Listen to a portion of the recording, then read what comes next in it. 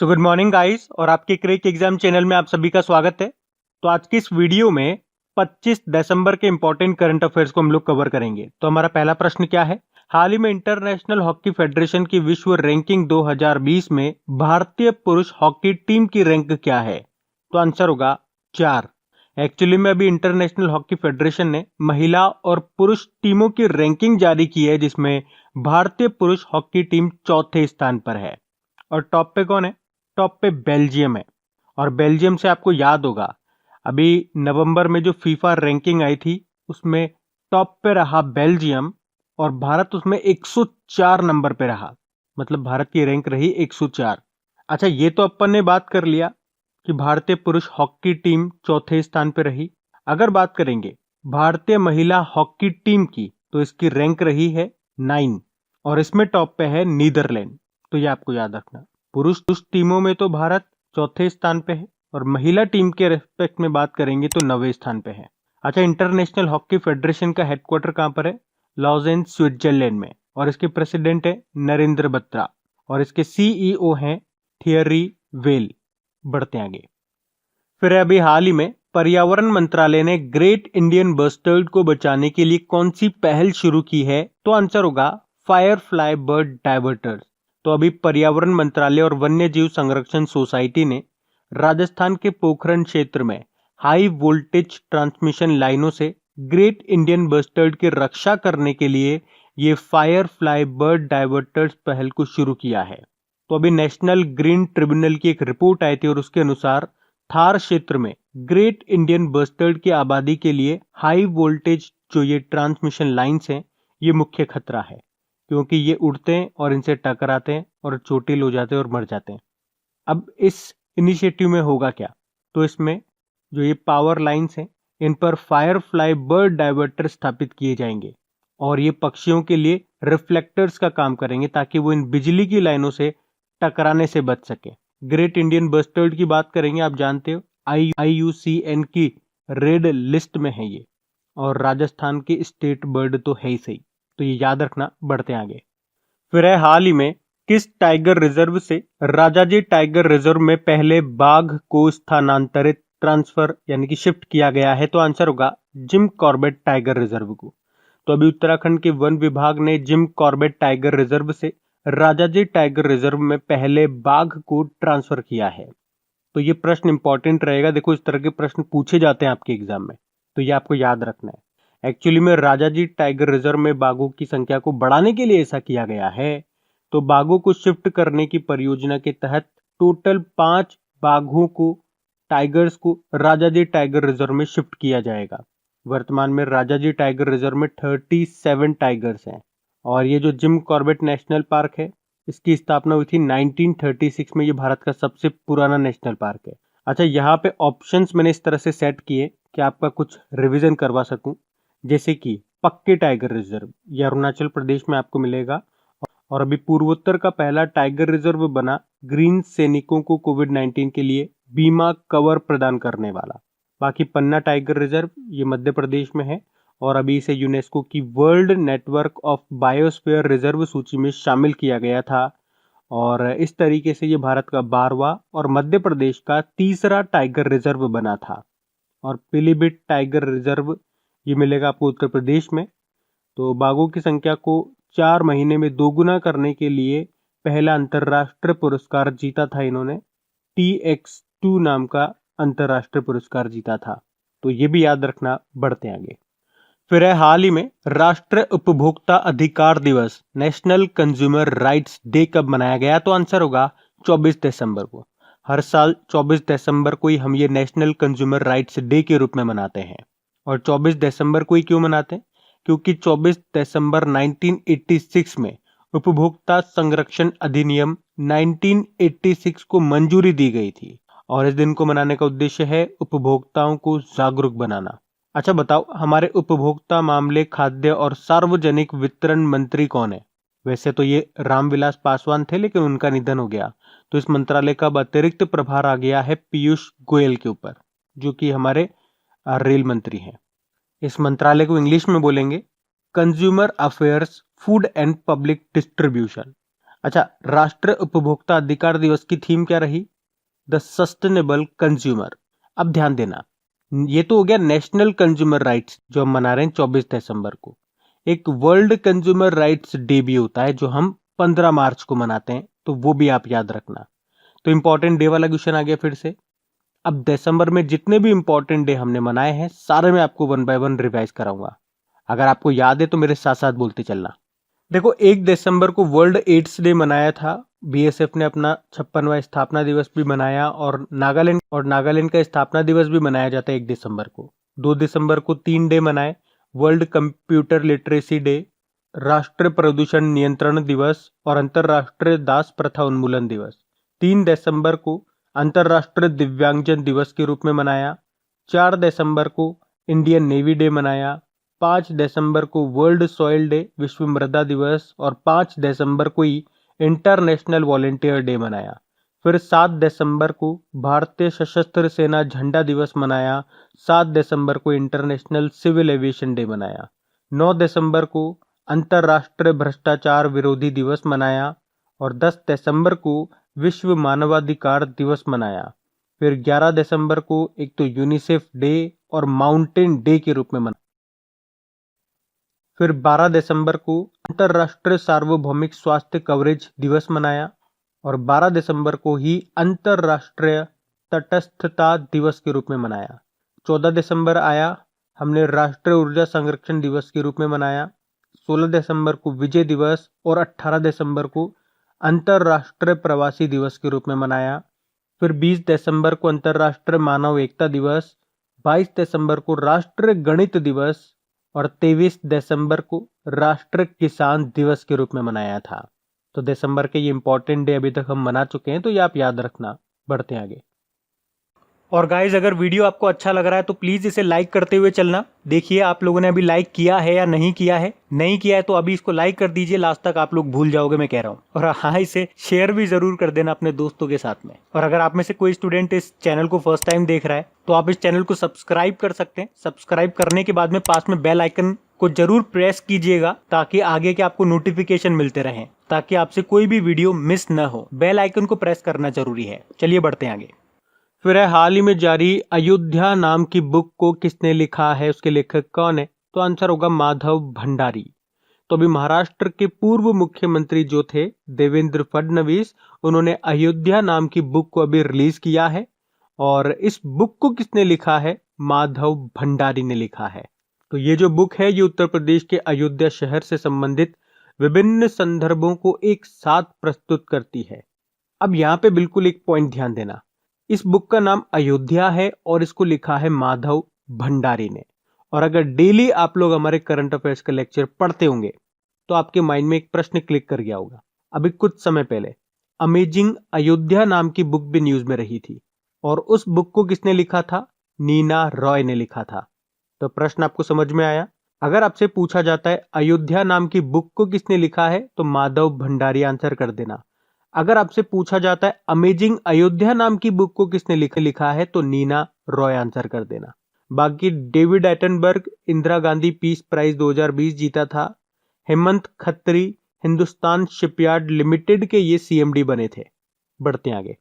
फिर है, हाल ही में किसे स्टीफन एडबर्ग स्पोर्ट्समैनशिप अवार्ड 2020 से सम्मानित किया गया? तो आंसर होगा राफेल नडाल को। देखो, एक्चुअली में अभी 2020 के एटीपी के शीर्ष पुरस्कारों की घोषणा की गई। एटीपी मतलब एसोसिएशन ऑफ टेनिस प्रोफेशनल, जिसमें स्पेन के टेनिस प्लेयर राफेल नडाल ने स्टीफन एडबर्ग स्पोर्ट्समैनशिप अवार्ड 2020 जीता है। जबकि सर्बिया के जो टेनिस प्लेयर है ना, नोवाक जोकोविच, इनको ईयर एंड नंबर 1 पुरस्कार से सम्मानित किया गया। और स्विट्जरलैंड के ये जो रॉजर फेडरर है, इनको सिंगल्स कैटेगरी में फैंस फेवरेट अवार्ड 2020 से सम्मानित किया गया। जबकि रशिया के टेनिस प्लेयर हैं ये आंद्रे रुब्लेव, इनको most improved player of the year 2020 से सम्मानित किया गया। और एक और अवार्ड मिला इसमें फर्नांडो विसेंट को, कोच ऑफ द ईयर का अवार्ड मिला इन्हें। ये स्पेन के हैं, तो ये भी ध्यान रखना। बढ़ते आगे। फिर है, हाल ही में भारतीय सेना ने किस बैंक के साथ सैन्य वेतन पैकेज के लिए समझौता किया? तो आंसर होगा बैंक ऑफ बड़ौदा। तो अभी भारतीय सेना ने बैंक ऑफ बड़ौदा के साथ में समझौता किया है, जिसके तहत बैंक अपनी नई सेवा बड़ौदा सैन्य वेतन पैकेज के थ्रू विशेष बैंकिंग सेवाओं की पेशकश करेगा। इसमें बैंक ऑफ बड़ौदा मौजूदा और रिटायर्ड सैन्य कर्मियों को बैंकिंग सेवाएं उपलब्ध कराएगा। बाकी आईसीआईसीआई बैंक अभी हमने कल ही पढ़ा था। अभी इसने एमएनसी कंपनियों के लिए इनफाइनाइट इंडिया नाम से एक ऑनलाइन प्लेटफॉर्म लॉन्च किया। सेंट्रल बैंक ऑफ इंडिया ने अभी NPCI national payment corporation of India के साथ मिलकर रुपे सेलेक्ट नाम से एक डेबिट कार्ड को लॉन्च किया था। और लक्ष्मी विलास बैंक का तो अभी विलय हो चुका है, मर्ज हो चुका है ये डीबीएस बैंक ऑफ इंडिया में। अब बैंक ऑफ बड़ौदा की बात कर लेते हैं। देखो, बैंक ऑफ बड़ौदा की स्थापना 1908 में हुई थी। हेडक्वार्टर आपको मिलेगा वडोदरा गुजरात में और इसके चेयरमैन है हसमुख अधिया। अच्छा, यहां से एक और पॉइंट याद रखना, किन दो बैंकों का विलय हुआ था बैंक ऑफ बड़ौदा में? विजया बैंक का और देना बैंक का। और इसकी टैगलाइन होती है इंडियाज इंटरनेशनल बैंक। अभी आपको याद होगा इसने महिलाओं के लिए आत्मनिर्भर महिला योजना भी शुरू की थी। और जो इंडियन बैंकिंग एसोसिएशन की जो ईज 2.0 इंडेक्स जारी हुआ था उसमें टॉप पे रहा था बैंक ऑफ बड़ौदा। और बैंक ऑफ बड़ौदा का जो लोन प्रोसेस है वो पूरी तरह से डिजिटल हो गया है। अभी इसके नए एमडी सीईओ बने थे संजीव चड्डा उनका नाम है। बढ़ते आगे।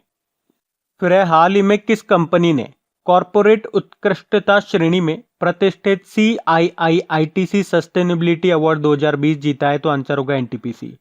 तो अभी हाल ही में देश की सबसे बड़ी विद्युत उत्पादक कंपनी एनटीपीसी लिमिटेड ने कॉरपोरेट सामाजिक उत्तरदायित्व यानी कि सोशल रेस्पॉन्सिबिलिटी के क्षेत्र में प्रतिष्ठित CII-ITC सस्टेनेबिलिटी अवार्ड 2020 जीता है। तो ये कॉरपोरेट सोशल रेस्पॉन्सिबिलिटी कैटेगरी में सर्वोच्च पुरस्कार है और ये दूसरी बार है जब एनटीपीसी को ये पुरस्कार मिला है। और आपको बता दूं कि इस कैटेगरी में ये पुरस्कार जीतने वाला एनटीपीसी एकमात्र पब्लिक सेक्टर यूनिट है, पीएसयू है। एनटीपीसी की स्थापना 1975 में हुई थी, नई दिल्ली में मिलेगा हेडक्वार्टर। और इसके मैनेजिंग डायरेक्टर और चेयरमैन कौन है, जिनका कार्यकाल अभी 2025 तक बढ़ा दिया गया था? गुरदीप सिंह उनका नाम है। बढ़ते आगे। फिर है, हाल ही में किसकी आत्मकथा जिसका नाम है in pursuit of justice and autobiography को लॉन्च किया गया? तो आंसर होगा राजेंद्र सच्चर को। तो स्वर्गीय न्यायमूर्ति राजेंद्र सिंह सच्चर की आत्मकथा इन परस्यूट ऑफ जस्टिस को अभी मरणोपरांत लॉन्च किया गया है। आपको बता दूं, इन्हें सबसे ज्यादा भारत में मुसलमानों की सामाजिक और आर्थिक स्थिति के दस्तावेजीकरण डॉक्यूमेंटेशन करने वाली 2006 की सच्चर समिति की रिपोर्ट के लिए जाना जाता है, राजेंद्र सिंह सच्चर को। और अभी इनके मरने के बाद यानी कि इनके मरणोपरांत इनकी जो बायोग्राफी है इन परस्यूट ऑफ जस्टिस उसको लॉन्च किया गया है। बाकी देखो, अनीता आनंद की बात करेंगे तो पेन हेसलटिल्ट मैन प्राइज 2020 जीता था इन्होंने। राजकमल झा रविंद्रनाथ टैगोर साहित्यिक पुरस्कार जीता। और रणेंद्र 2020 के लिए श्रीलाल शुक्ल स्मृति इफ्को साहित्य पुरस्कार जीता था। तो ये भी ध्यान रखना। बढ़ते आगे। फिर है, हाल ही में किस राज्य सरकार ने किसानों के लिए फ्रूट्स पोर्टल को शुरू किया? तो आंसर होगा कर्नाटक। तो अभी कर्नाटक सरकार ने कृषि संबंधी जानकारी इकट्ठा करने के लिए ई गवर्नेंस पोर्टल फ्रूट्स को शुरू किया है। यहाँ पे फ्रूट्स का मतलब हो गया farmer registration and unified beneficiary information system. तो इसमें सभी किसानों को पंजीकृत किया जाएगा, रजिस्टर्ड किया जाएगा इस पोर्टल में। और कैनरा बैंक ने पायलट बेसिस पे इस पोर्टल को चलाने की सहमति ली है। अब बात कर्नाटक की है, तो ये रहा मैप में कर्नाटक। देखो, कर्नाटक की कैपिटल बेंगलुरु है, मुख्यमंत्री हैं बीएस येदियुरप्पा और गवर्नर है वाजुभाई वाला। अभी आपको याद होगा विजयनगर बल्लारी जिले से अलग होकर कर्नाटक का 31वां जिला बना। और भारत का पहला चंदन संग्रहालय ये कर्नाटक के मैसूर में स्थापित किया जाएगा। और भारत की पहली तट रक्षक अकादमी कोस्ट गार्ड एकेडमी ये बेंगलुरु में स्थापित की जाएगी। अभी कर्नाटक सरकार ने आर्थिक स्पंदन ऋण वितरण कार्यक्रम भी शुरू किया था। और कर्नाटक सरकार ने ही देश की पहली इंटीग्रेटेड एयर एम्बुलेंस सर्विस को भी शुरू किया। और भारत का पहला खिलौना निर्माण समूह ये बनेगा कर्नाटक में, यानी कि टॉय मैन्युफैक्चरिंग क्लस्टर।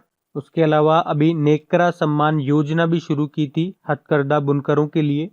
और कर्नाटक का जो हुबली स्टेशन है वहां पे दुनिया का सबसे बड़ा सबसे लंबा प्लेटफॉर्म बनाया जा रहा है जिसकी लंबाई होगी 1400 मीटर। वैसे अभी वर्तमान में सबसे लंबा प्लेटफॉर्म आपको मिलेगा गोरखपुर रेलवे स्टेशन में, जिसकी लंबाई है 1366 मीटर। बाकी देखो यहाँ पे आपको बांदीपुर नेशनल पार्क मिलेगा, अंशी नेशनल पार्क, बैनरगट्टा नेशनल पार्क, नगर होल नेशनल पार्क मिलेगा, और एक न्यूक्लियर पावर प्लांट भी मिलेगा यहाँ पे आपको, कायगा न्यूक्लियर पावर प्लांट। तो ये भी याद रखना। बढ़ते हैं आगे। फिर है हाल ही में अंडमान और निकोबार के नए डीजीपी कौन बन गए? Director of general police. तो आंसर होगा सत्येंद्र गर्ग। तो इनका नाम याद रखना। बाकी राधाकृष्ण नायर का नाम अभी न्यूज में था, क्योंकि एथलेटिक्स फेडरेशन ऑफ इंडिया के मुख्य कोच बने ये। विद्युत मोहन आपने नाम जरूर सुना होगा, young champions of the earth के रूप में इनको चुना गया था। और Ashraf Patel social entrepreneur of the year का पुरस्कार जीता था भी इन्होंने।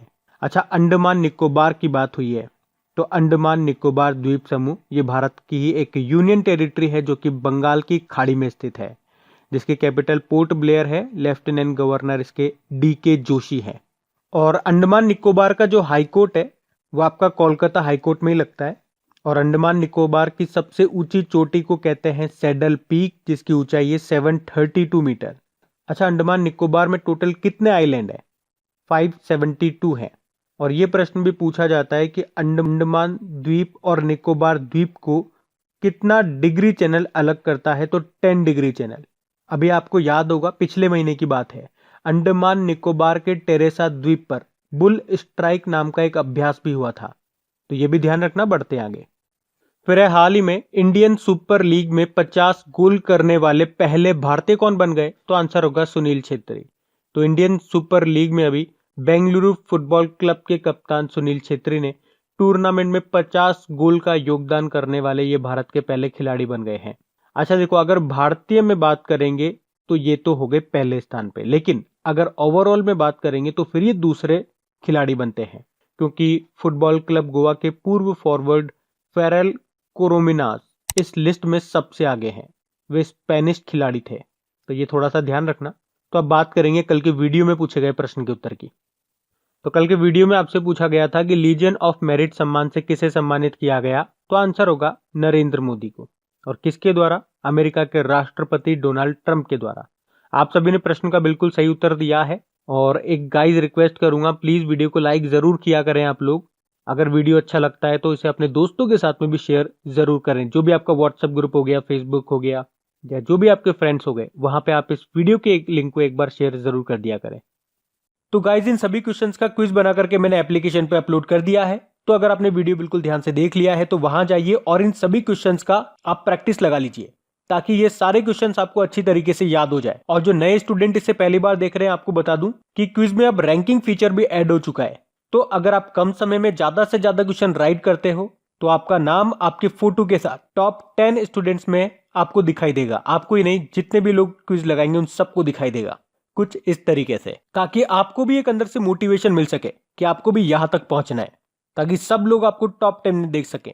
और वैसे भी आप तो आपके इन करंट अफेयर्स का रिवीजन करवाने के लिए मैं इसका ऑडियो भी तैयार कर रहा हूं। तो दिन में 4 से 5 मिनट निकाल करके वो आप ऑडियो सुन लीजिए, ताकि आपका इन करंट अफेयर्स का फिर से रिवीजन हो जाए। क्योंकि आपको पता है चीजों को पढ़ना इंपॉर्टेंट है, लेकिन समय समय पर उनका रिवीजन करना बहुत ज्यादा जरूरी है। रिवीजन नहीं करोगे तो वो सारी चीजें आप भूल जाओगे। तो आप ही के लिए मैं इसका रिवीजन ऑडियो तैयार कर रहा हूं। तो उस ऑडियो का लिंक मैंने नीचे डिस्क्रिप्शन में दे दिया है, वहां जाकर के आप मुझे फॉलो कर लीजिए। और फॉलो करने के बाद में पास में जो बेल आइकन आएगा आप उसे जरूर दबा लेना, ताकि जब भी मैं ऑडियो अपलोड करूं उसका नोटिफिकेशन आपको मिल सके। और एप्लीकेशन अगर अभी तक आपने डाउनलोड नहीं किए तो उसका लिंक भी आपको नीचे मिल जाएगा। वहीं पे आपको क्विज, वीडियो, PDF सब मिल जाएंगे। तो इस प्रश्न का उत्तर आता है तो कमेंट बॉक्स में जरूर टाइप करिए। चलिए अब मिलते हैं करंट अफेयर्स के रिवीजन वीडियो में। Thank you guys.